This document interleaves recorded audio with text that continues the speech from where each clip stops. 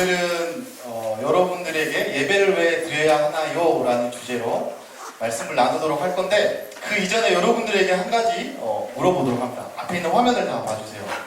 우리 왼쪽에 있는 우리 보라 색깔에 들어가 있는 단어들이 있죠. 이거를 형용사라고 합니다.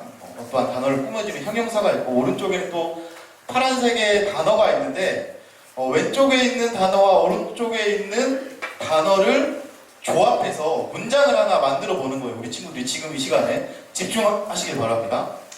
자, 여기 있는 이 단어를 조합해서 왼쪽에 있는 단어와 오른쪽에 있는 단어를 조합해서 문장을 하나 만들어 보는데, 이 문장은 어떻게 나올 거냐면은 미래에 우리 친구들이 이러이러한 모습으로 살아가고 싶습니다 라는 그런 마음을 담아서 한번 만들어 주세요. 목사님이 10초 줄게요. 10초. 어렵지 않죠? 네. 너무 오래 생각하면 힘들어. 야, 목사님이 먼저 해볼까요? 목사님은 어떤 걸 골랐냐면, 형용사에서는 영향력 있는, 영향력 있는, 그리고 두 번째, 여기 있는 이 명사에는 뭐라고 정했냐면 교육자라고 한번 정해봤어요. 목사님은 하나님의 말씀을 증거하는 영향력 있는 교육자가 되고 싶어서 그렇게 단어를 골랐거든요. 자, 우리 단어 만들어 본 친구 있나요? 반장들, 2월 반장들 시켜야죠. 우리 1학년 우리 반장 하은이 친구 한번 만들어 봤나요? 한번 해보세요.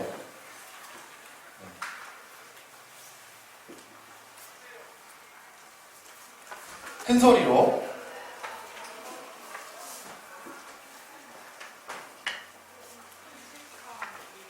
네?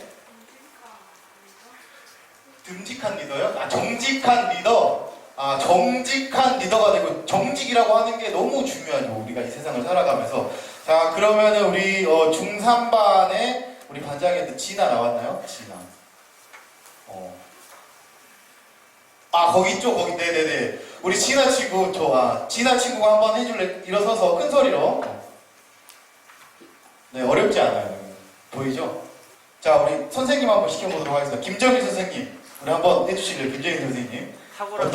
미래에 어떤 모습이 되고 싶은지 단어를 한번 골라서 한번 해주실래요? 탁월한 사업가. 탁월한 사업가. 왜? 박수 한번 해주세요. 확실하게 딱 해주셨는데, 왜 탁월한 사업가가 되고 싶습니까? 네? 별을 없이. 탁월한 사업가가 되셔서 많이 우리 헌금도 하시고 그러실 거죠? 네. 네, 나중에 저희 교회로 오십시오. 네. 네, 우리 이승영 집사님도 궁금해졌습니다, 갑자기. 어떤 게 되고 싶으신지? 따뜻한 부모. 따뜻한 부모. 우리 예나 좋겠어요. 따뜻한 아빠가 되어주겠다고 합니다. 박수 한번 해주시고요.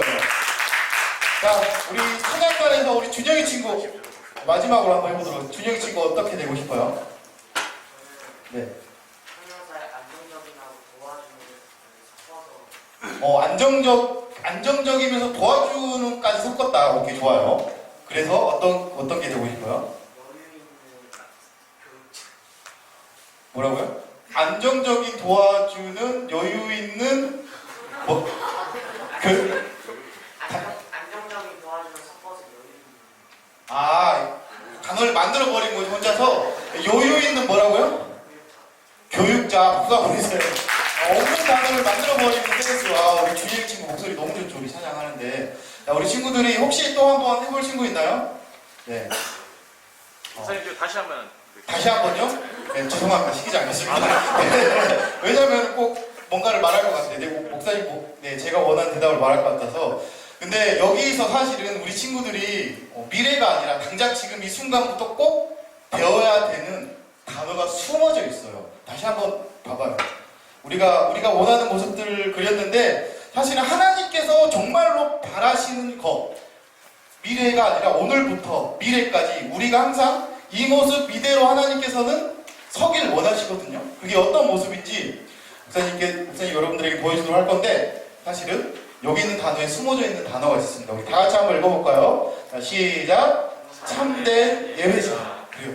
하나님이 우리 친구들에게 가장 바라시는 모습, 그게 바로 뭐냐면은 참된 예배자의 모습으로 우리 친구들이 살아가기를 원하거든요. 근데 가끔씩은 우리가 예배하러 오면은 이런 친구들이 있는 것 같아요. 예배를 마치 관람이다라고 생각을 하는 거예요. 관람. 영화관에서 영화 보잖아요. 의자에 앉아서 관람하듯이 예배를 보는 거예요.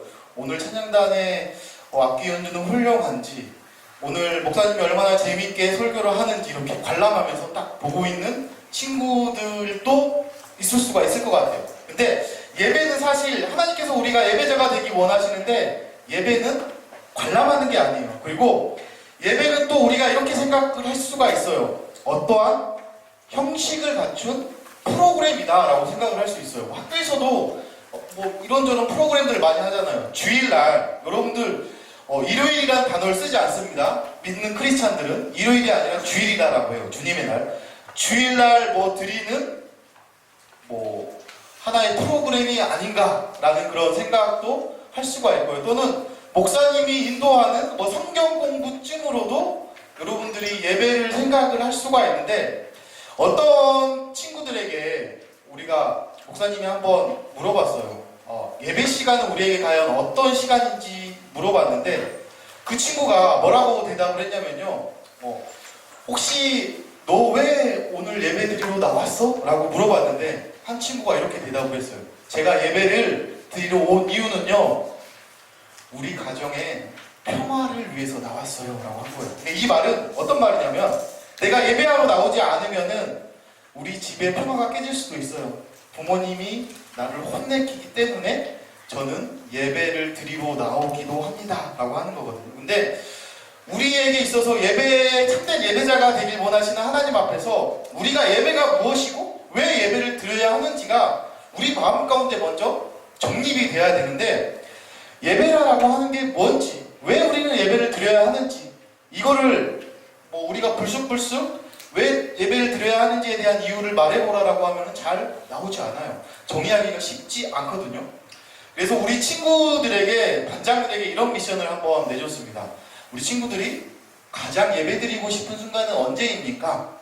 그리고 가장 예배드리기 싫은 순간은 언제인지에 대해서 목사님이 우리 친구들에게 동영상을 한번 요청을 했거든요. 거기에서 한번 우리가 정답을 찾을 수 있으면 찾아보려고 합니다. 자, 우리 동영상 한번 볼까요? 마음이 힘들 때 가장 예배 드리고 싶습니다. 함께 예배를 드리고 기도를 하고 찬양을 드리면 복잡하고 힘들었던 마음이 평안해지고 회복됨을 느낍니다. 하나님께서 우리 가족을 지켜주실 것을 믿습니다. 예배 드림으로 인해 믿음이 더욱 강해지고 힘들 때 도움이 많이 되는 것 같습니다. 하나님께서 제가 찬양하고 기도하고 예배 드릴 때 기뻐하시기에 앞으로 더욱더 열심히 예배에 참여하겠습니다.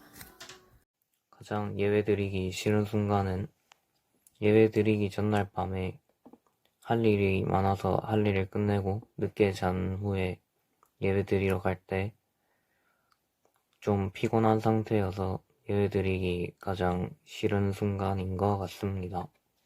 저는 예배를 제 인생 중에서 예배 드리기 가장 싫었던 순간은 단 한 번도 없었습니다. 제가 예배드리기 가장 싫은 순간은 예배드리기 전에 찬양 반주를 했을 때 일렉기타로 실수를 많이 했을 때입니다. 이유는 실수를 많이 하면 자꾸 그때 그 순간이 자꾸 생각나서 자책하게 되고 예배에도 집중이 잘 안 되고, 예배가 가장 드리기 싫은 순간은 피곤해서 게으름 피울 때랑 친구들이 약속 잡을 때입니다. 저는 예배 드릴 때 싫은 순간 딱히 없는 것 같습니다. 박수 한번 해주실래요? 네, 목사님 지금 예배를 언제 드리기 싫냐고 물어봤는데 고등학교 친구들에게만 질문을 했거든요. 근데 성은이 친구가 목사님이 이런 미션을 내줬는데 모든 자기 반 친구들에게 이 동영상을 요청을 해줬어요. 그래서 더 풍성한 나눔이 될 수 있었던 것 같은데, 예배드리기 싫은 순간이 한 번도 없다고 한 친구들이 있다고 한 거에 대해서 목사님은 너무 놀랐어요. 정말로 예배를 사모하는구나. 목사님이 여러분들에게 칭찬해 줄 수 있는 가장 좋은 칭찬 중에 하나가 이거예요. 와, 우리 친구들 굉장히 영적이다 라고 칭찬을 해주면 그것만큼 더 극찬은 없거든요. 그러니까 영적이다라고 하는 칭찬, 목사님이 이 칭찬 안에는 어떠한 의미가 들어있는 거냐면은 영적이다라고 하는 것은 하나님과 너와 소통하고 있구나. 성령님의 인도하심을 따라 살려고 굉장히 몸부림치고 있구나라고 그런 생각을 하고 있거든요. 근데 오늘 우리 친구들의 동영상을 보면서 목사님이 깨달았던 것 중에 하나는 무엇이었냐면은 어떠한 친구들은 하나님과 소통하는 것을 전혀 꺼려하지 않고 오히려 기뻐한다라고 그렇게 말하는 친구도 있었고, 또 동영상에 보면은 이런 친구들도 있었어요. 이 예배를 집중하고 싶은데 자꾸 뭔가 악기가 실수한 것들이 생각이 나서 자꾸 그것들을 자책하게 하는 마음이 들어오는 겁니다. 자, 이런 마음들은 사실은 하나님께서 주시는 마음이 아니기 때문에 빨리 내버려야 하는 거예요. 하나님께서는 자책하는 마음을 통해서 우리를 정죄하시는 좁은 하나님이 아니시기 때문에 그렇거든요. 또 어떤 친구는 이렇게 말했죠. 예배를 통해서 우리 예배를 언제 드리고 싶냐라고 물어봤을 때 어떤 친구는 또 이렇게 말했죠.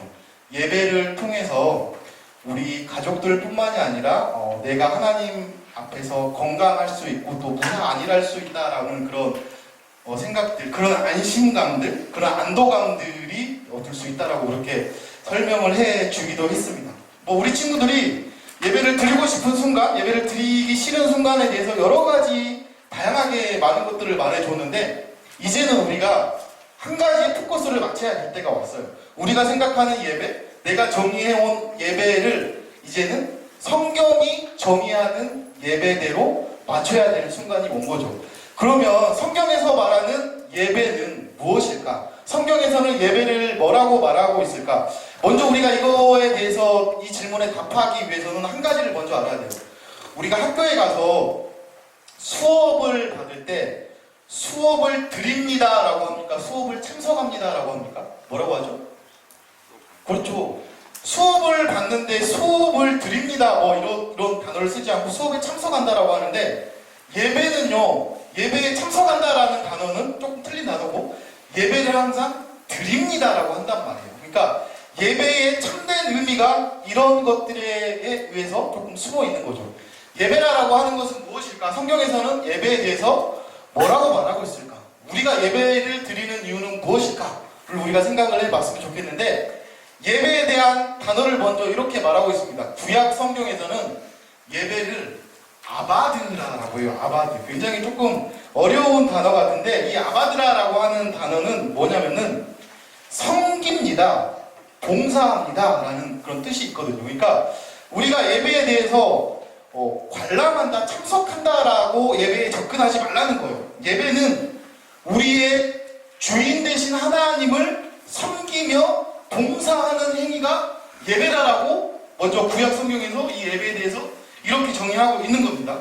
그리고 또 예배에 대해서 구약 성경에서는 뭐라고 말하고 있냐면은 샤하라고 말하고 있거든요. 이 히브리어의 예배의 단어는 뭐가 있냐면은 경배합니다, 엎드립니다 라는 단어가 있는 거예요. 그래서 여러분들, 예전에 우리의 선조들은 어떻게 예배를 드렸냐면요, 막 하나님 앞에 나와서 무릎 꿇고 처음부터 끝까지 예배 드리는 경우들도 있었어요. 목사님이 우리 친구들 기도하는 모습을 곰곰이 살펴보기도 했거든요. 수련회 때도 그렇고 기도 미션을 통해서 여러분들이 기도하는 모습을 봤는데, 한 가지 목사님이 배우고 싶은 친구가 있었어요. 저 친구에게 목사님이 기도를 조금 배우고 싶다. 애찬이 친구인데, 애찬이는 기도하기 전에 무릎을 꿇더라고요. 이렇게 무릎을 꿇고 두 손을 딱 모으고 하나님 앞에서 이렇게 기도를 하는 겁니다. 이 모습이 목사님이 볼 때는 굉장히 영적이고 굉장히 좋은 모습이었다라고 하는 거예요. 근데 예배의 뜻을 보면 어떠한 뜻이 있냐면, 예배는 그냥 관람하듯이 이렇게 앉아가지고 드리는 게 아니라 하나님 앞에서 경배하며 엎드리는 거예요. 그래서 신약 성경에 와서 예배를 헬라어로 프로스케네오라라고 하는데, 이 여기에 담겨있는 뜻은 뭐냐면요, 절하다, 굽어 엎드리다, 경배하다라는 뜻이 있는 겁니다. 그러니까 이 예배다라고 하는 것은 우리가 단순히 생각하는 참석하다라는 의미가 아니라 우리의 주인 되신 하나님을 경외함으로 섬기고 봉사하고 엎드린다라고 하는 거예요. 그 마음 가운데 뭐가 있냐면요, 경외감이 있는 거예요. 경외감. 경외감이다라고 하는 건 뭐냐면요, 우리 안에 하나님이다라고 하는 대상에 대한 두렵고 떨림이 있는 거예요. 하나님, 내가 하나님께 나아가는데 그냥 이렇게 내가 예배 참관하듯이 나아가는 게 아니라요. 하나님을 섬기고 봉사하는 마음으로 하나님 앞에 엎드려 기도하는 마음으로 하나님께 예배하면서 나아갑니다 라고 하는 게 예배의 본 뜻이다 라고 말하고 있는 겁니다.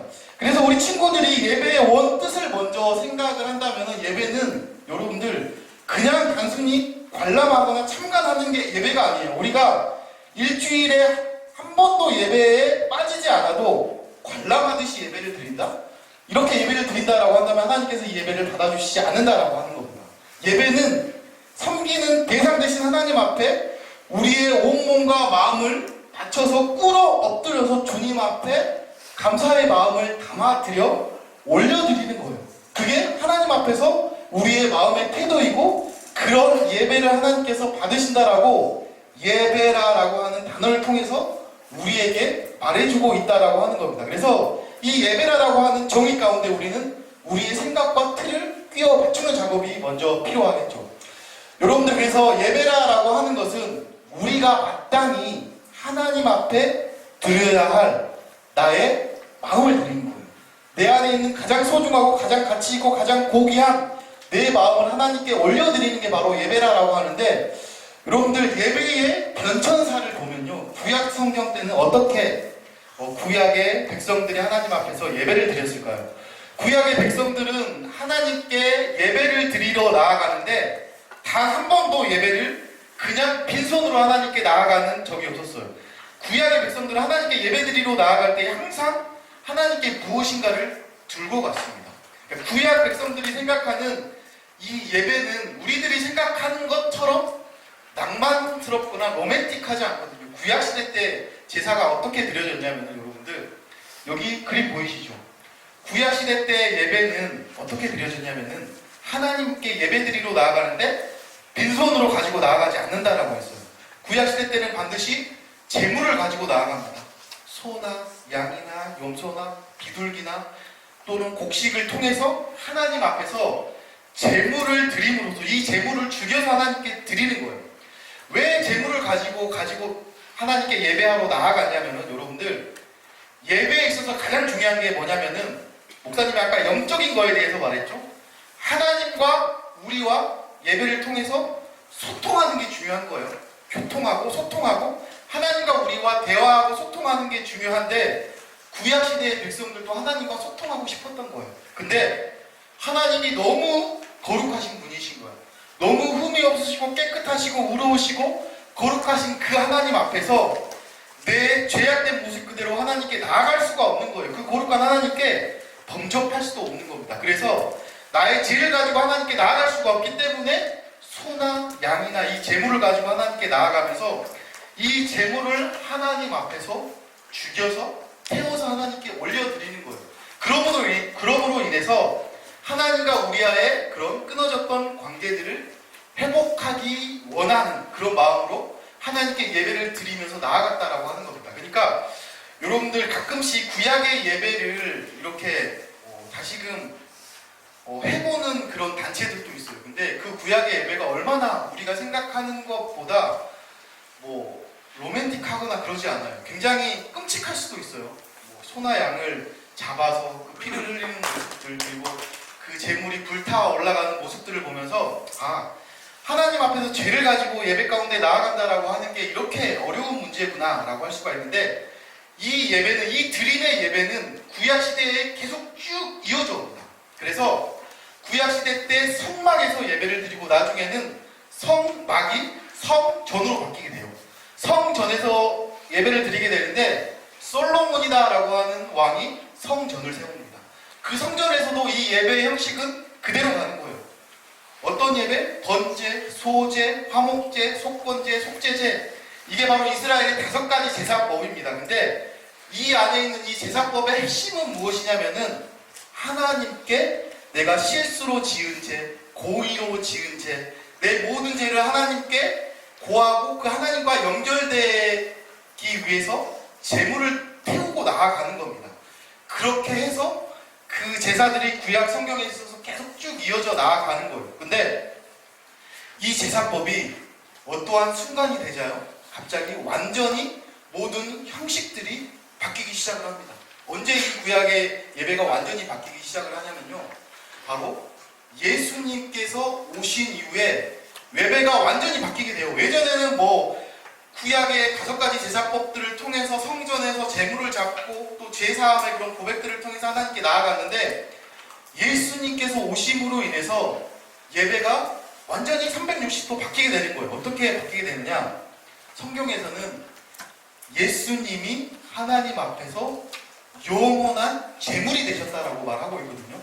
구약에 있어서 더 이상의 소나 양이나 그런 제물을 드릴 필요 없이 우리의 죄를 대속하시기 위해서 예수님께서 영원한 번제물이 되셔서 하나님께 올려드려졌다라고 해서, 예수님이 오신 이후에는 더 이상 우리가 구약의 제사를 드리지 않아도 되는 겁니다.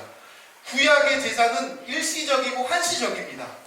오늘 그래서 우리가 어떠한 제물을 잡지 않고 우리 현민 친구가 은혜롭게 찬양 인도를 하고 또 기도를 하고 말씀을 듣고 있는데, 이 안에 어떠한 의식이 숨어 있는 거냐면은, 나와 하나님과 소통하길 원하는데 가로막고 있었던 그 소통 가운데 가로막고 있었던 그 죄의 모든 문제들을 예수님께서 해결해 주셨기 때문에 우리가 하나님께 은혜스러운 찬양으로 나아갈 수가 있는 거예요. 하나님께 은혜스럽게 기도하면서 나아갈 수 있는 거고, 이 말씀을 이렇게 앉아서 하나님께 예배할 수가 있는 건데, 중요한 건 뭐냐면은 신약에 있어서 예배, 예수님께서 오시고 난 이후의 예배, 그 예배도 여전히 변함없이 똑같은 본질은 변하지 않아요. 어떠한 본질? 하나님께 엎드리는 것, 경배하는 것, 경외함으로 하나님께 나아가는 건 변하지 않지만 중간에 방식이 바뀌었다라고 했어요. 예전에는 제물을 통해서 나아갔지만 이제는 예수 그리스도를 통해서만 예배에 성공할 수 있고 예배로 나아갈 수 있고 하나님과 가까워질 수 있다라고 하는 사실을 우리가 기억해야 한다라고 하는 거예요. 그래서 오늘 성경 말씀에 보니까 사마리아 여인이 여러분들 종호에 물을 기르러 나오거든요. 여기 보면은 이 사마리아라고 하는 지역은 이방인의 땅입니다. 사마리아라고 하는 땅은 이방인들과 이스라엘 사람들과의 피가 섞인 곳이다라고 해서 부정한 곳이다라고 해서 사마리아를 굉장히 많은 사람들이 등한시했어요. 이 사마리아에 살았던 이 여인이 종호에 물을 뜨러 나오는데, 이때 원래대로 한다면은 남자가 여기 있는 이 여인에게 말을 걸 수 없었던 율법이 있었습니다. 근데 예수님께서 그 모든 율법을 뛰어넘으시고 이 여인에게 다가오시는 거예요. 그러니까 예수님께서 철저하게 어떠한 의도를 가지고 이 사마리아 여인에게 다가오거든요. 이 사마리아 여인은 물을 기르기 위해서 이 우물에 나왔고요. 예수님께서는 여행을 하다가 목이 마르셔서 이곳에 오기도 했지만 이 사마리아 여인에게 확실한 목적과 의도를 가지고 접근했다라고 하는 겁니다. 그래서 이야기가 이어지는데 어떠한 이야기가 이어지냐면요, 요한복음 사마리아 여인과 예수님에 대한은 굉장히 어려워요. 우리 친구들이 2번, 3번, 4번 읽어도 굉장히 어려운 본문인데, 이 이야기 가운데 보면 3가지의 주제가 나옵니다. 첫 번째 주제가 뭐냐면 물이라고 하는 주제예요. 이 사마리아 여인이 물을 길러 오고 물을 길러서 물을 마시는데, 예수님께서 이 물을 보면서 이렇게 말하는 거예요. 너희가 지금은 이 물을 이렇게 목마를 때마다 먹겠지만 내가 너에게 주는 물은 영원토록 너희들이 목마르지 않는 영원한 샘물이 될 것이다 라고 하는 이 물이라는 주제를 갖다가 영생에 대한 개념을 말하고 있는 겁니다. 두 번째, 갑자기 이야기의 주제가 확 바뀌어요. 어떻게 바뀌냐면은 예수님과 사마리아 여인이 대답을 하고 있는데, 이야기를 하고 있는데, 예수님이 갑자기 사마리아 여인의 모든 것들을 다 간파하시고 너는 지금까지 이혼을 5번이나 한 여인이구나 라고 말을 합니다. 근데 그렇다고 해서 이 여인이 부정한 여인이라고 우리 친구들 생각을 하면 안 돼요.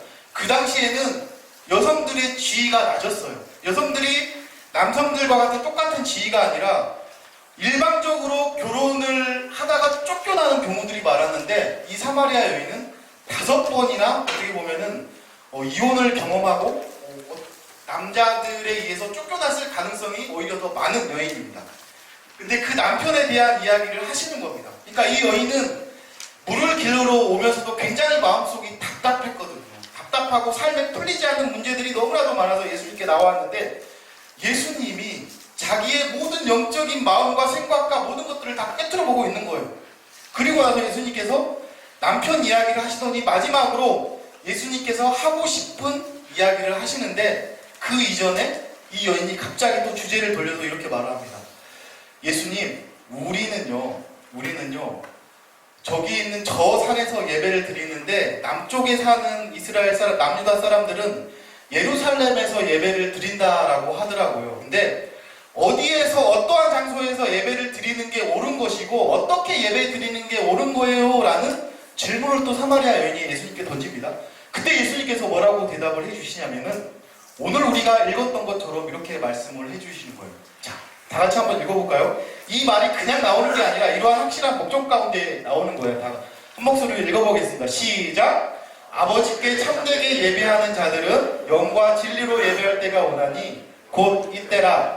아버지께서 자기에게 이렇게 예배하는 자들을 찾으시느니라 라고 말합니다. 이 사마리아 여인이 이렇게 어떻게 예배해야 합니까? 어디서 예배해야 합니까? 라고 말했을 때 예수님께서는 저 산에서도 예배하고 이 산에서도 예배하는 것, 이런 장소가 먼저 중요한 게 아니라고 말합니다. 목사님이 지난주에 이렇게 말을 했죠. 예수님 이름으로 두세 사람 모인 곳이 교회라고요. 그리고 예수님 이름으로 하나님께 간구하며 나아갈 때 우리는 교회가 되어서 하나님께서 그 간구의 기도 가운데 역사하신다라고 이야기를 해줬는데 여기서도 뭐라고 말하고 있냐면은 너희들이 생각하는 장소보다 중요한 것은 너희들이 어떠한 방법으로 어떻게 하나님께 예배 드리는가가 중요해. 그 예배의 본질이 뭔지 알아? 사마리아 여인께 이렇게 말해주고 싶은 거예요. 내가 너를 예배자로 부를 것인데 너는 지금부터 이렇게 예배해야 돼. 어떻게 해요?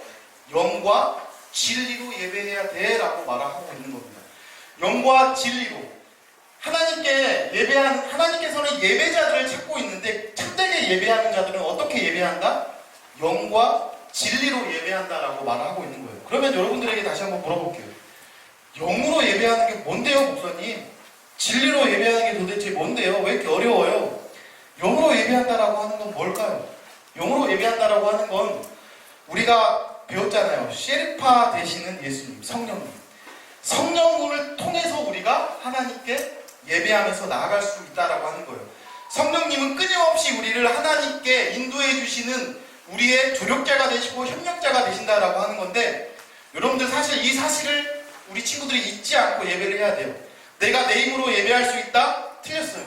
내가 내 능력으로 예배할 수 있다? 틀렸습니다. 우리가 예배하러 나아갈 때는 반드시 성령님의 인도하심을 구하면서 나아가는 거예요. 성령님, 내가 오늘 또 올바르게 참되게 똑바로 집중해서 하나님께 예배할 수 있도록 인도해 주세요라는 고백을 통해서 우리가 예배하러 나아갈 수 있다는 거예요. 그냥 아무런 마음 없이 내 의지로 내 힘으로 오늘 어저께 잠 많이 잤으니까 내 컨디션 좋으니까 예배 잘할 수 있다? 아니, 성경에는 그렇게 말하지 않습니다. 성령으로 말미암아 하나님께 깊은 곳으로 나아갈 수 있다라고 말하고 있는 거예요. 그러면서 어떻게 예배하라고 말하고 있냐면요, 진리로 예배하라고 말하고 있습니다. 여러분들, 세상에는 수많은 자신들이 주장하는 진리들이 있어요. 이것이 진리다, 저것이 진리다, 수많은 진리들이 자신의 말이 옳다라고 하면서 주장을 합니다. 근데 성경에서는요, 예수님께서는요, 이 세상의 진리는 오직 하나뿐이다라고 말씀을 하시는 거예요. 그 진리가 무엇이냐? 그 진리는 바로 우리를 구원해 주신 예수 그리스도 한 분이시는 거예요. 우리가 어떻게 예배하며 나아갈 수 있느냐? 성령님을 통해서 깊은 곳으로 나아갈 수 있는데 그 예배의 핵심 가운데 진리 대신 예수님을 통해서 예배하러 나아간다라고 하는 겁니다. 그러니까 영과 진리를 통해서 이 두 가지가 예배의 핵심인데 이 두 가지가 빠져버린 예배는요, 우리의 몸이 교회 예배당에 있다라고 해도 잘못된 예배로 갈 수가 있는 것이고, 성령님을 통해서 진리 대신 예수 그리스도의 말씀, 예수 그리스도를 통해서 예배하지 않는다면 그 예배는 실패할 수 있는 확률이 굉장히 높아진다라고 하는 거예요. 우리가 구약의 제사와 신약의 제사가 달라졌다라고 했죠. 구약의 제사는 예수 그리스도로 말미암아, 진리 대신 예수님으로 말미암아 하나님께 올려드려지는 제사라고 한 거예요. 우리가 이 개념을 우리 마음속에 품고 간다라고 한다면은 오늘 성경 말씀에서는 우리가 영과 진리로 하나님께 예배하고 나아가면은 하나님께서 어떻게 우리에게 임재하시는가, 어떻게 우리에게 임하실 것인가에 대해서 약속해 주고 있는 거예요. 어떻게 우리에게 임하냐면요, 우리가 영과 진리로 하나님께 나아갈 때에 하나님께서는 우리를 마르지 않는 샘물처럼 인도해 주신다라고 하는 거예요. 우리의 모든 공급들, 우리의 모든 필요들이 마르지 않도록 솟아나는 샘물이 되어서 영생토록, 죽을 때까지 영원토록 하나님께서 그 모든 하늘의 보화와 축복들을 쏟아 부어 주시겠다라고 말하고 있는 겁니다. 이 고백을 가장 잘 표현한 찬양이 있죠. 우리 임내 찬양, 우리 이 시간에 한번 고백하고 예배 마치도록 하겠습니다. 우리 같이 좀 해주세요. 찬양단 나와주시고. 주님, 우리 입술의 고백을 받아주시옵소서. 영과 진리로 나아갑니다. 주님, 우리 모두 예배하는 자 되어 온전히 영과 진리로 주를 예배하자.